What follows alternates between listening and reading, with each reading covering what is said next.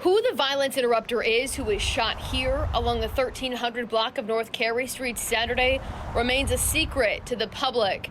The Mayor's Office of Neighborhood Safety and Engagement, or MONSE, and Catholic Charities, the organization running the Sandtown Safe Streets site, refused to provide his identity or how long this violence interrupter has been employed with the program. It comes as Fox 45 News continues its years-long investigation into the city's flagship violence prevention program. We have been asking for the names of the Safe Streets workers. Because they are not city employees, their identities are not public record, even though your tax dollars used to fund the program.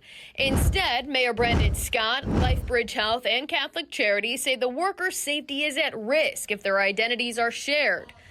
According to the hiring protocols, though, the violence interrupters are supposed to be credible messengers and known in their community. The workers often seen at community events. All right, man, welcome to the Cherry Hill Safe Street ribbon cut. Come on. Where we asked the mayor during a ribbon cutting for the new Cherry Hill Safe Street site. Will the city give us the names of the workers? Again, we'll say this again. We will treat them with the same respect that we treat everyone when it comes to personnel issues, and we will treat them with the same respect that we do anyone who does life-changing and life-dangerous work. Before being hired, applicants are screened. A background check, interview panels with the organization running the site, Baltimore Police and MONSE all participate. Safe Streets workers often have criminal rap sheets. Sex crimes, child abuse, and arson bar someone from getting hired, but other crimes don't seem to get in the way. When a worker is charged with a crime, that employee is supposed to be placed on leave, but without the names of the workers, it's hard for the public to hold the program accountable for following their own protocols. Transparency questions go beyond employees. The public knows little about how Safe Streets workers track their efforts. MONSE often boasts thousands of successful mediations completed, but what counts as one?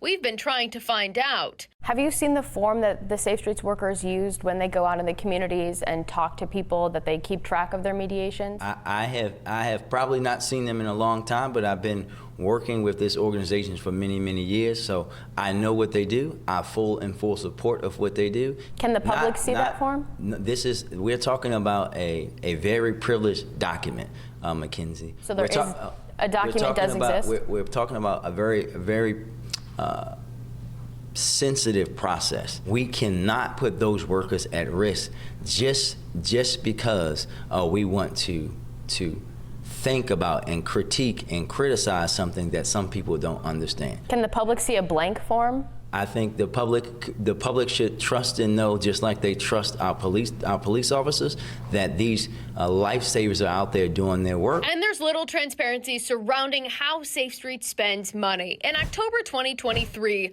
a public records request resulted in more details about Safe Streets spending. Thousands of dollars spent on shoes, at GameStop, Bath & Body Works, and more, totaling $4,000 at retail stores in just 1 month. Catholic Charities telling Fox 45 News at the time the shopping trips were used to buy items to help Safe Streets workers build trust within the community. $8,700 was also spent on a trip to Cornell University for staff development. The latest shooting in the Sandtown Safe Street zone comes less than 1 month after Brandon Tucker was shot and killed on the same street just a few blocks away. Tucker was a former Safe Streets employee at the Penn North site when he was shot.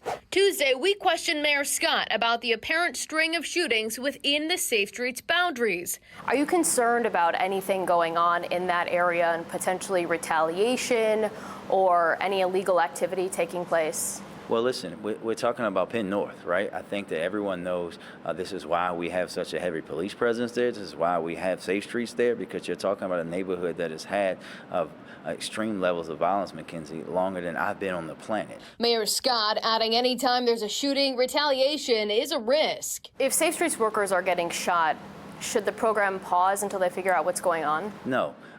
Because when police officers get shot, we don't say we're not going to have police officers. Catholic Charity says Tucker was employed at the Penn North site from April to mid-May, but again, refusing to explain his short work history.